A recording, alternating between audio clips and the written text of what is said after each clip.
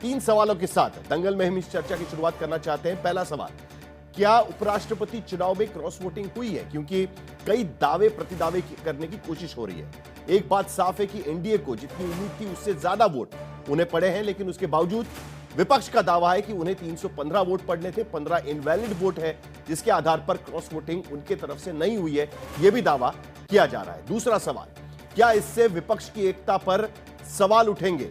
क्योंकि विपक्ष पिछले कई दिनों से एसआईआर का मुद्दा हो, वक्फ बोर्ड का मुद्दा हो, एक साथ खड़ा होता नजर आ रहा है, लेकिन क्या विपक्ष की एकता में कहीं ना कहीं पंक्चर करने की कोशिश इस पूरे चुनाव के मद्देनजर हुई है? इस पर भी सवाल पूछेंगे। और तीसरा अहम सवाल, क्या उपराष्ट्रपति चुनाव में सिद्धांत की लड़ाई हुई है?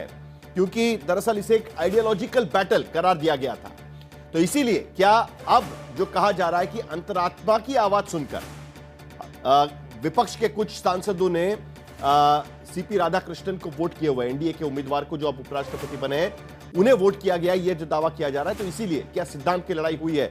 इन सारे मुद्दों पर हम चर्चा करेंगे, लेकिन चर्चा शुरू करने के पहले हमारे साथ में हिमांशु मिश्रा, हमारे संवाददाता जुड़े हुए हैं, उनसे कुछ सवाल पूछना लाजमी है, क्योंकि दिल्ली की गलियारों में इसको लेकर काफी चर्चा है। हिमांशु, वोट अगर टूटे हैं, क्रॉस वोटिंग हुआ है, तो किसका क्रॉस वोटिंग हुआ है? विपक्ष तो कह रहा है कि भाई क्रॉस वोटिंग का सवाल ही नहीं उठता, जो 15 इनवैलिड है वो सब हमारे ही वोट है, हमें 315 वोट चाहिए थे, 300 वोट हमारे पास, हमारी झोली में है, 40% वोट हमारे पास है। देखिए, सरकार की तरफ से ये भी कहा गया है साहिल की जो 10 वोट हैं वो एनडीए के इनवैलिड हुए हैं, जो एनडीए के पक्ष में जाने थे। 5 इनवैलिड वोट जो हैं वो इंडिया ब्लॉक और वो वोटर हैं जिनके जो ना एनडीए में थे ना इंडिया ब्लॉक में थे। तो कहीं ना कहीं सरकार की तरफ से दावा है कि Congress, NCP, Sharad Pawar, UBT, RJD, JMM, DMK और आम आदमी पार्टी के जो सांसद हैं उन्होंने क्रॉस वोट किया और लगभग 15 वोट जो हैं वो क्रॉस वोट होकर जो है